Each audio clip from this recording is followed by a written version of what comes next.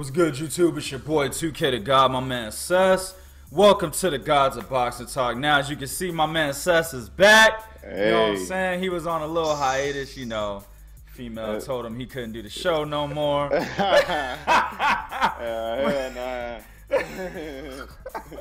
Nah, that's not what happened, people. But that's not what happened. But my man's back, and for this segment, we're gonna do a what's hot and what's hot right now. So, a lot of people watched the Liam Smith Canelo fight. Apparently, you know, Canelo has spilled the beans in the post-fight interview, pretty much talking about how Golden Boy Promotions and Oscar De La Hoya offered Triple G $10 million. Now, the $10 million didn't come out at that moment, you know. Yeah. At first, it was, oh, we offered him, you know, 2 to 3 times more than he's ever made. Okay. Yeah. So a lot of people came out and was like, well, 2 to 3 times more, that's only 4 to 6 million, because the most money ever made before Kell Brook was $2 million against Dominic Wade, right? Mm-hmm. Then a lot of people assumed that they offered him a flat rate of only 2 to 3 times more than he made prior to Kell Brook, which would have been 4 to 6, with no pay-per-view shares. That's what a lot of people were saying. Oscar De La Hoya, now, let me put it this way, people. I'm going to just say this. I don't put too much stock into what De La Hoya has been saying in regards to this fight. Okay? Yeah, he has said a whole lot of different shit. On camera, motherfuckers getting interviews with him. He's basically saying that he's going to do this, and then the next day he turns around and does this. Okay? Yeah. So, I don't put too much stock in what he's saying, but when it comes to these purses and the contract negotiations and shit like that, K2 is not denying 100% that it's not going down this way. Okay? Yeah. The only thing they're saying is, oh, it's all lies. It's just lies. They're not saying, nah, nigga, that's not what happened. If a motherfucker's really lying about this shit, they're going to be like, nah, this is what really went down. You know what I'm saying? Yeah. No, they're just saying, oh, you know, De La Hoya and Golden Boy, they just lie. And that's it. Yeah. That's all we got from them. Yeah. De La Hoya basically said, nah, bruh, we offered this nigga 8 figures, which is $10 million. And he's saying that the pay-per-view shares are still on the board. I quote, there's obviously pay-per-view upside. Good luck to him fighting someone where he can make that kind of money. He never will. That's what Oscar De La Hoya just recently said. So he's saying, we're going to give you $10 million and you get a share of the pay-per-view. Now, here's a little history, bro. Here's a little history. Not too much history. It's recent. Golovkin, Kell Brook. Okay? A lot of you motherfucking Golovkin fans tried to come out and fabricate some bullshit talking about, this is what I heard. Well, he made $9 million against Kell Brook. No, he made $8 million against Kell Brook. No. He made $7 million against Kell Brook. Nah, motherfucker, this is what he made. Golovkin made $5 million. So did Kell Brook. Those were the base purses, $5 million. But check this out. Golovkin made $0 from pay-per-view shares. Wow. He had a flat rate of $5 million. Kell Brook is making the money off the pay-per-view shares because he has a contract with Sky Sports. If you don't believe me, I will put the link in the description. Damn. So with that said, Cess, What up? is this a good deal or not, B? Hell yeah, it's a good deal. Nah, man. Judging by, first off, let me say, it's always good to be back on the show. You know, had to go take care of a couple things, but anyway, I like it. You know, I like that they finally came out and said, look, this is what we did. You know, rather than kind of being quiet about it and letting the fans talk, and which they're gonna talk anyway. But I like that De La Hoya and Canelo, or Golden Boy, came out and said, "Look, man, we offered him 10 mil with the pay-per-view upsides on the table, you know, and he still didn't. He hasn't taken the fight, you know. So I like it, and I think it's a great deal for Gennady Golovkin. It's $10 million. You've never made that in your career, and I can guarantee you're not going to make that. Okay, for him to make 10 mil, he's probably going to need 2 to 3 more opponents, depending on who he fights. You can make all of that plus a little bit more just by fighting Canelo, just by fighting the guy that you've been wanting to fight, that you've been calling out, that you've been chasing. You know, why not sign the contract? That's what I'm trying to understand when it comes to Golovkin, Abel Sanchez, and K2. Why are they not getting this deal done? You know, if it's out there, to me, it seems like they're not really even entertaining it, because they're going along with the same "he's scared, he's a coward," you know, rhetoric. You know, Canelo doesn't want to really fight us. Well, I mean, if they're offering you money to get in the ring, and if they're offering you some of the pay-per-view shares, sounds like they probably really want to fight you to me.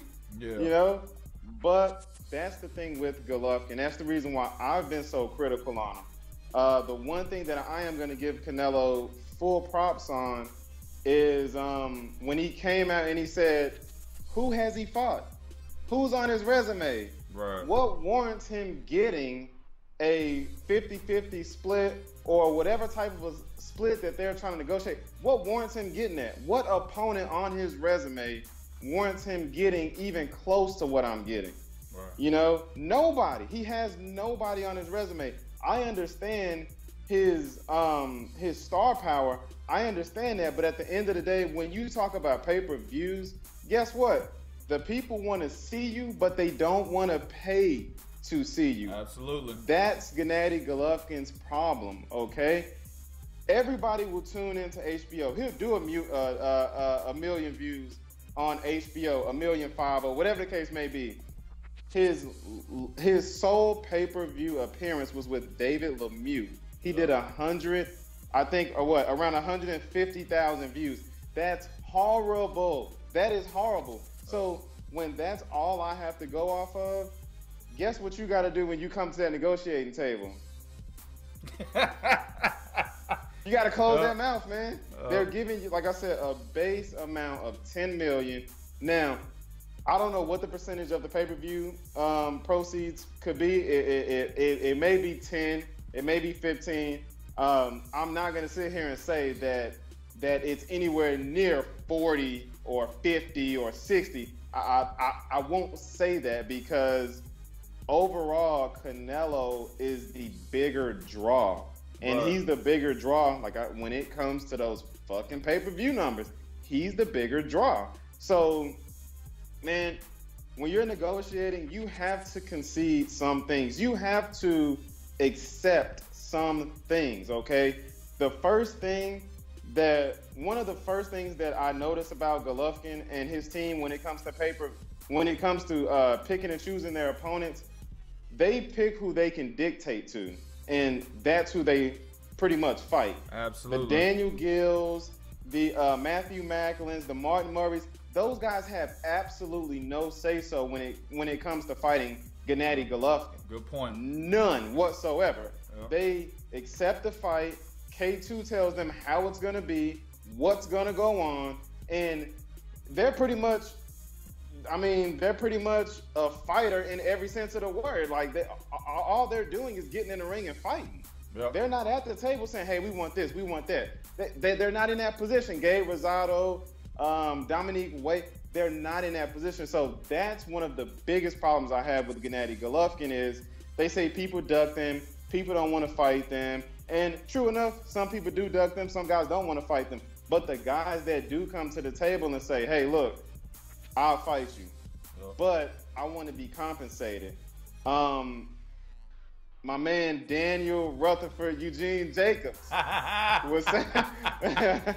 was saying that shit, you know, and now he didn't elaborate on it and he didn't go into it, so of course, you know, it's gonna look like you ducking this cat, you know.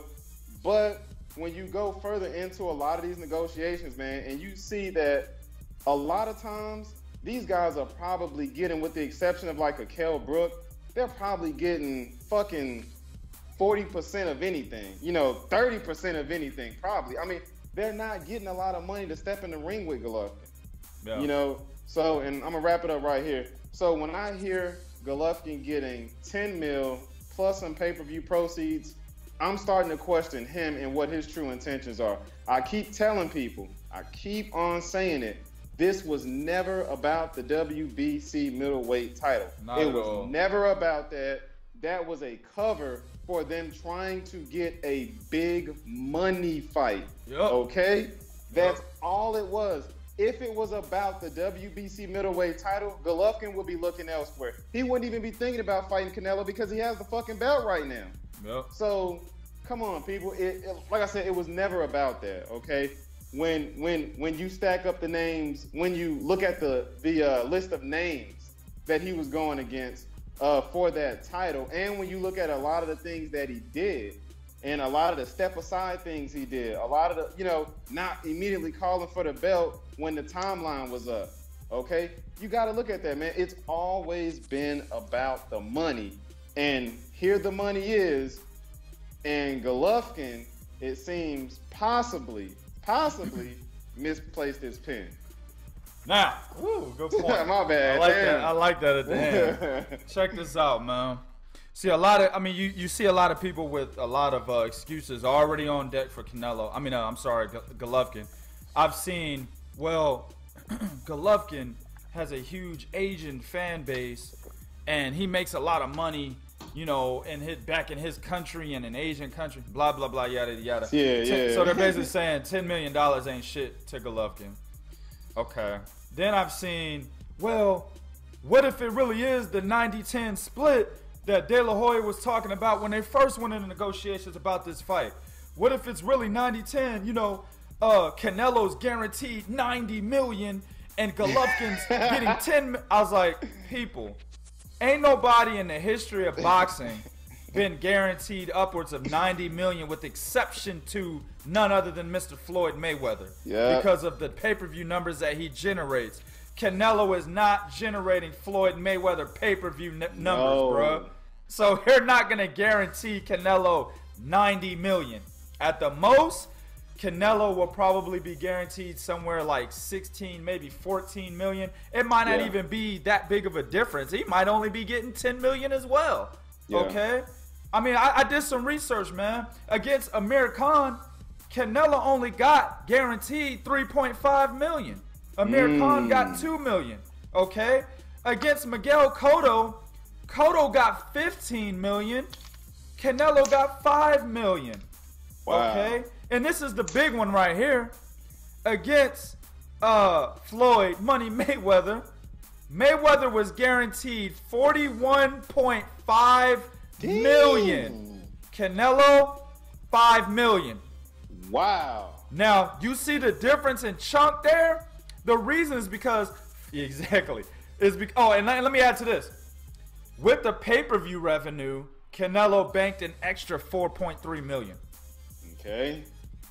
Again, because Floyd banked like an extra 40 million off of that shit. You know what I'm saying? So the reason why the discrepancy is so big is because Floyd was that motherfucking dude at that time. Okay? And Canelo is probably where Triple G is in respect to that time in 2013. Shit, Canelo's actually probably more popular when he fought Floyd than what Triple G is today. You understand, people? So Floyd making a damn near 40 million more than Canelo guaranteed, then why can't Canelo make at least like 5 or 10 million more guaranteed than fucking Golovkin? Oscar De La Hoya said that they would split the pay-per-view. Yeah. a certain percentage. He didn't say Golovkin's not getting no pay-per-view like what Kell Brook, Sky Sports, and Eddie Hearn did to him. No. Yeah. He said the pay-per-view upside is on the table. So this is what happens when you try to take on the cash cow. Yep. Okay? You will get less money. That's how this shit fucking works. Exactly. Golovkin, if you want to beat a nigga, beat him. That's all I've been saying. Get the 10 million, get the little whatever the fuck they gonna give you off pay-per-view shares, and beat his fucking ass. Man, what the fuck? It's cause you probably think you can't win. That's probably why. And to be honest with you, we'll do it on another segment. Canelo has a nice shot at beating Triple G. He surely does. Come on, bro. After everything I just said, there's absolutely no reason. All the facts I just presented to you guys, there's absolutely no reason why Triple G should not take this fight. Yep. None. It's right there, man. It's right there, bro. Next! Speaking of Triple G, man, you know, since the Kell Brook fight, you know, a lot of motherfuckers have come out. You know, Bernard Hopkins, Roy Jones Jr., Adrian Broner, Floyd Mayweather. Yep. Andre Ward has even brought up the past. And I quote, "The Brook fight showed why Triple G didn't want to fight me." Then he goes on to say, you know, then he goes on to say, you know, I'm not gonna lie to you guys. I don't get in the media. You know what I'm saying? Which he doesn't. He doesn't get in the media. There's nothing that you could dig up on Andre Ward and be like, look, that motherfucker's a bad guy. Yeah. You know what I'm saying? He had a little spat with Floyd Mayweather. By the way, the majority of you fucking fans were going for Andre Ward in that spat. So now you can't bring that shit up today and use it as a negative towards him. Okay. Yeah. But anyway, he had a little spat with Floyd Mayweather, and that's all you got on Andre Ward. There's no negative press around this guy. He stays out of the media. All he does is train and fight, and try to fight the best. That's what the fuck he does. So he has really no reason to come to the table and just spat a whole bunch of bullshit to you people. Now, do I believe him? I don't really give a fuck, be honest with you. Yeah. He can say whatever the fuck he wants to say. Yeah. What the facts tell me is that, hey, he came back and made a counter offer to Golovkin and K2. They said no. So the fight didn't happen. All right? The offer that Golovkin made was bullshit. You trying to drag him down to 164? He doesn't fight there. Exactly. You know what I'm saying? So you're trying to be the dude. Andre Ward is beyond you, bruh. I don't give a fuck what any of these dumbass casuals say. His resume is beyond yours. Oh my God. Okay? Yeah. So you're trying to fight him to get him on your resume. Andre Ward don't need you, and evidently not, because the motherfucker's taking on Sergey Kovalev now. Which is the biggest fight of 2016. Bigger than your fight, Triple G. It's bigger than Golovkin fucking Brook. Okay? So he obviously don't fucking need you. Nobody needs you. So why would this nigga come out here and lie about somebody he don't need? Somebody he's not even talking about. Okay? Andre Ward was an inactive fighter at the time when Golovkin brought his fucking division up. When dumbass Abel Sanchez is like, we will fight anybody from 154 to 168. When he said that, Andre Ward was an inactive fighter. Shit, that probably motivated the nigga to get back in the ring. Yeah, for real. Yeah. You know what I'm saying? He was inactive due to injury and promotional issues, by the way. I don't want nobody spinning that shit. But that probably prompted the motherfucker to get back in the ring. Yeah. As soon as he heard it, he was like, yo, you talking about my division? Oh, hell nah. And he even came out and said it. And people, you can't find any articles on Andre Ward ever talking about Golovkin prior to that statement in a negative light. You can't find no articles of Andre Ward saying, I want to fight Gennady Golovkin right now at 168 prior to Abel Sanchez and their team talking about fighting anybody from 154 to 168. But you'll find a bunch of them after that statement. Absolutely. And rightfully so. So, anyway, man, back to what I was saying. What reason would he have to come out and lie when he's saying, "Yo, we made an offer, they didn't want the fight"? What you think about this shit, man? Oh man, yo, it it goes back to what I've always said about Gennady Golovkin. They fight guys they know they can beat. Yep. They pursue guys that they know they can beat. Yep. I'll say what I said just, in our last topic. Yes, some guys have ducked them. Yes, some guys don't want to fight them. Absolutely. But the guys that have wanted to fight them, they haven't wanted to fight those guys. Nope. Andre Ward, like you mentioned, is way more accomplished than Gennady Golovkin. Yep. And please, to the viewers out there, don't give me that bull crap about, well, Golovkin didn't have the Super 6. I don't give a damn. It doesn't matter. Still, he beat everybody they put in front of him, okay? Why would he have to concede to a 164-pound weight limit and have to come out of his comfort zone just to fight a guy whose trainer just said will beat anybody from 54 to 68? Why would, as a fan of his, why would you not hold him to that? Now, what makes that comment even worse is they're on record pursuing Chavez Jr. at 168 and Carl Froch, a retired fighter, by the way. And that was going to be my next point. A Chavez Jr. that has never been dedicated to boxing. He is possibly one of the laziest, most just crappiest boxers in terms of making weight, keeping himself healthy. He's probably the worst. I mean, the worst in history that has a name. Ricardo Mayorga used to smoke cigarettes in the ring. Used to smoke cigarettes at his his press conferences. Yeah. Okay? But this motherfucker would get in the ring and fight the hell out of you. Okay? He would get in the ring and give fans a show. Okay? Chavez Jr. cannot make weight.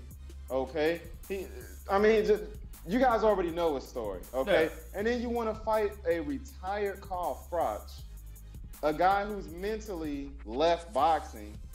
He's retired. He probably won't even, who knows if he'll even be able to get up for the fight. Yeah. Which, this would probably be a pretty tough fight. I would rather be heavily involved with the sport, rather than retired and enjoying my hard work. I'd rather be doing that rather than come out of retirement and jump in the ring with a guy. So come on, people. The fight was there. Gennady Golovkin and his team did not want the Andre Ward fight. What Andre Ward said, the Brook fight showed you why they didn't want to fight me. Okay? That the Andre Ward fight would have been 10 times harder. Okay? Way more complicated. And it would not have been because of Ward's clinching and all that bullshit that you guys bring up. It wouldn't have been that reason. It would have been because Andre Ward is 10 times more skilled than Gennady Golovkin. It was a loss, and they knew it was and they knew that. They knew they would lose against Ward. Okay? And they knew that they would lose in an embarrassing fashion. That's why they didn't want to get the fight, didn't want to make the fight. I appreciate Ward for saying what he said. Yeah. Shit. The dude didn't want to fight me. They talked big, They said what they were going to do. They said who they would fight. They said, who they would knock out or what weight division they would knock, these guys out and all that other shit. But when it came time to put the pen to the paper, again, my man's pen either ran out of ink, because I want to give him the benefit of the doubt. Yeah. It ran out of ink, or he misplaced it, he left it in the car, or something like that. Okay? So I can't stand the position that Abel Sanchez puts himself in. I can't stand it. I do think he tells the truth on only when it benefits his team and Golovkin. He never gives you whole truths a lot of the time. You're not getting that with Abel Sanchez. A lot of the shit that he says sometimes is just pure logic. I know a lot of people are gonna say, well, he said he didn't like, that Golovkin scared him when he fought Kell Brook, but he still won. He could say that. You know what I'm saying? He could say, well, I was a little nervous there. They still won the fucking fight. So he doesn't. By knockout, too. Yeah, and by knockout. So when it comes to Abel Sanchez and a lot of the shit that he says, man, I respect him for who he is. I respect, what he's done with Golovkin. And, I respect those things. But just as far as me being a fan and going off of what he says, I can't respect a lot of what comes out of his mouth, okay? So, like I said, man, I wish that fight would have happened. I truly do. I wish that fight would have happened. I wish it could have happened at 168, based off of what Abel Sanchez said. It's sad that we're not going to see it, but we're getting an even better fight. Let me wrap it up with this. When Andre Ward fights Sergey Kovalev, if he beats Kovalev, okay? Yeah, well, I mean, we got viewers that's on both sides of the fence. No doubt. If he beats Sergey Kovalev, I do not want Ward to drop back down to 168. Hell no. In order to get a Gennady Golovkin fight. No. I don't want it. Fuck him. Yeah, Make him come to you. Exactly. Make him bring his ass up. Yep. And it's all based off of everything that his team says. I mean, he's dropping cruiserweights in sparring. He plays, Gennady toys with them. Okay, well, come toy with this one. Come toy with that motherfucker at 175. Yeah. With no headgear. Exactly. With 8 to 10s, bitch, not 16s, motherfucker. Yeah. Go do it then. Come on up here. Come get this work. So that's the thing, man, and that's what I feel like they're going to try to do. If they beat Canelo if the Canelo fight happens and they're successful, if Ward beats Kovalev, and and they start negotiating, the fight I don't believe will happen because they will be calling Ward down to 168, and the fans, the casual fans, will believe the Golovkin side and say, look, he wants to fight Ward at 68. Ward was bitching about it a long time ago. Now he wants him at the full weight limit, and he doesn't want to fight him. And they'll completely overlook the fact that the man is a full-fledged 175-pound fighter. Yeah. Like I said, the expiration on that day is already, on that fight is already up. I agree 100%. Yeah, man. Next! In the last of this segment, we're going to switch gears a little bit to the amateurs. All right. Yeah, I'm done talking about, word. Bullshit business of the professional sport. Michael Conlan, y'all remember him, right? People that actually watch boxing outside of professionals. The man who pretty much got into AIBA's ass. No homo for me. It could be homo for that nigga though. But you know what I'm saying? Got all up in their ass. You know what I'm saying? Talked about how boxing is corrupt. Pretty much got robbed out of a fight that he definitely should have won. Me and Seth both thought he won that fight against, I think the cat was Russian. I don't even remember the nigga name, B. All I know is he was supposed to fight Shakir Stevenson next and catch that work, but my man got injured and dropped out of that fight, just like professionals do. You know what I'm saying? But, yeah, man, Michael Conlan, he has signed with Top Rank. Now, this is the crazy part. There were offers from others that were trying to get with Michael Conlan.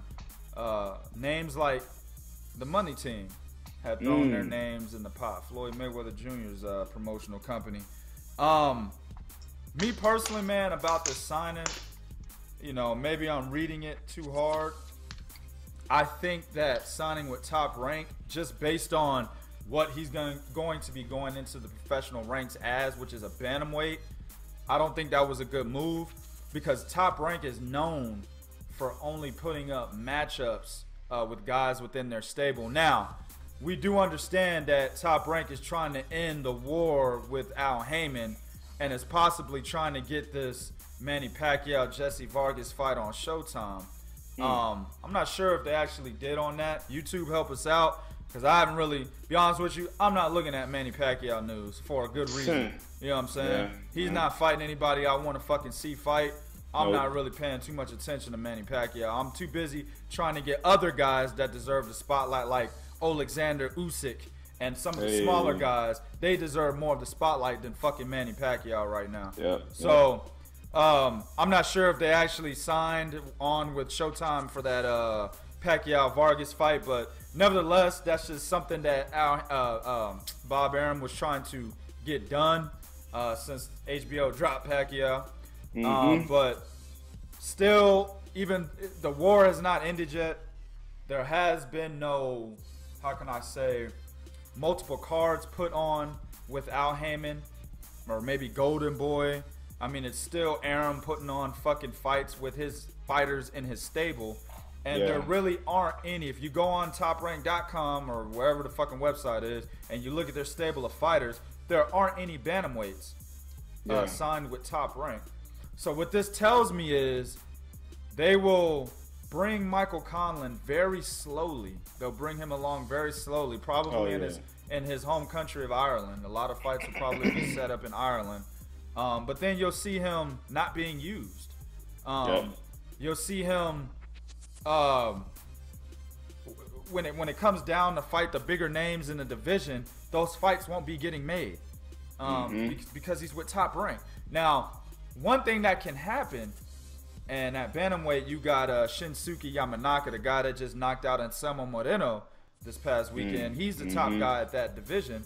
But if, let's say, what most people do when they go from amateurs to pros, they usually drop down a division. Well, if he drops down, that's 115. And you all know who's at 115 right now. My man Roman Gonzalez. You got Carlos Cuadras. You got my man Naoya and Noye. 115 is stacked. You know what I'm saying? If he moves up to 122, y'all already know who's there. Another guy that Top Rank shitted on, mainly because, number one, he beat the shit out of Nonito Donaire. They were mad about that. Beat the shit out of him on HBO the year after he just won Fighter of the Year. They were pissed off about that, so they blackballed him for that. But another is because they really don't have 122-pound fighters in their stable to match him up with. Okay, so that was a bad signing for Guillermo Rigondeaux. So I kind of see the same treatment with Michael Conlan, man, if by signing with Top Rank. How do you feel about that, man? Oh, man, I agree with everything you said. You know, I don't really know what this signing will really do for him. You know, we talked about it earlier when Mayweather was after him. You know, the money team was after him. So I don't really know, man. I maybe Bob Arum just gave him an offer he couldn't refuse. Obviously, I guess, to quote The Godfather. But I'm really not sure where he's gonna go once he makes his pro debut, and I'm able to see what weight he's fighting at. You know, it may be a little bit better to kind of gauge this signing, but I'm really just not too sure about it. You know, hopefully, Arum did, you know, give him a great deal. His history would probably say otherwise. Exactly. You know, that's my point, man. Like, damn, dog. Like, the only fighters that it looks like he could be publicly cutting for to the blind people is Manny Pacquiao. But the enthusiasts really know what's going on behind the scenes. He's fucking raping Manny Pacquiao. Exactly. He's raping Tim Bradley. So it's like, come on now, what the fuck? So I'm not sure, man. Like I said, I guess to say the least, I'm glad that he decided to turn pro. You know, absolutely. he stuck to his guns. You know, he said that the amateur Olympic system was corrupt, and he didn't want to fight within that system anymore. So he made the decision to turn pro. So I definitely respect that. You know, hopefully, man, it really pays off for him, and he makes some good things happen in the sport. You know. Absolutely. Good luck to him, man. Yeah. All right, you two, we gonna wrap it up right here. Do what you do in the comment section. I know there's gonna be a lot of motherfuckers. Hey, god damn it! Gennady Golovkin's the greatest. We already know that shit. Yeah. We already know that shit's gonna happen, so keep it coming. Yeah. Come on. But be real with it, like I always say. Yeah. This is real talk for real fans. For one.